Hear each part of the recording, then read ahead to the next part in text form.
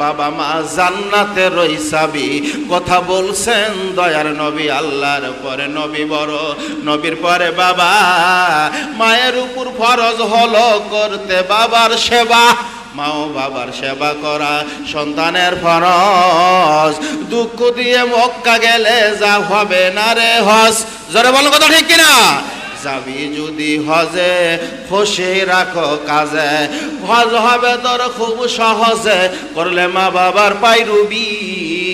বাবা মা জান্নাতের ওই চাবি কথা বলছেন দয়ার নবী। নিজে না খাইয়া মায়ে খাওয়াইছে তোমারে, নিজে না খাইয়া বাপে খাওয়াইছে তোমারে। তুমি আর দিও না দুঃখ তোমার সেই মা বাবারে, উষ্টে পিষ্টে কষ্ট করে করলো তোমায় বড়। বড় হয়ে তুমি যদি সেই মা বাবাকে ছাড়ো, তোমাকে ছাড়বেন না আল্লাহ রোজ হাসরের দিন।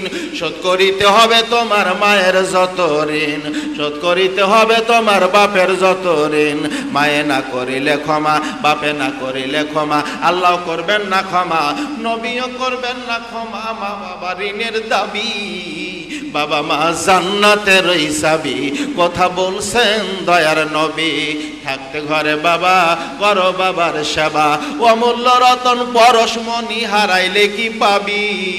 বাবা মা জান্নাতের ওই চাবি কথা বলছেন দয়ার নবী। নামাজ রোজা যতই করো ফরজ আর সুন্নত, বাবা মা থাকলে তোমরা ছাইরো না খেদমত। দোজখের দরজা বন্ধ হয় মা বাবার দোয়াতে। মা বাবার মতো অমূল্য রতন পাইবি কি জগতে। যার ঘরে নাহি বাবা মা সে বোঝে তার জ্বালা। বাবা মা থাকলে তোমরা কইরো না কেউ হেলা। মাওলানা আব্দুল হামিদ জিহাদি বলে মজহ বাবার প্রেমে দুনিয়াতে আখেরাতে ধনী যদি হবি। বাবা মা জান্নাতের ওই চাবি কথা বলছেন দয়ার নবী। জোরে বল কথা ঠিক কিনা? লিল্লাহে তাকবীর। আমি সকলের অনুরোধ করে বলছি, পায়ে হাত দিয়ে বলতে কেউ উঠবেন না। এ মুসলমান, আমি আপনাদেরকে 5টা মিনিট আপনাদের কাছ থেকে চেয়ে নিচ্ছি। এই নবীর ঘর আপনাদের দিকে তাকায় আছে। জোরে বলেন কথা ঠিক কিনা? আরো জোরে বলেন কথা ঠিক কিনা?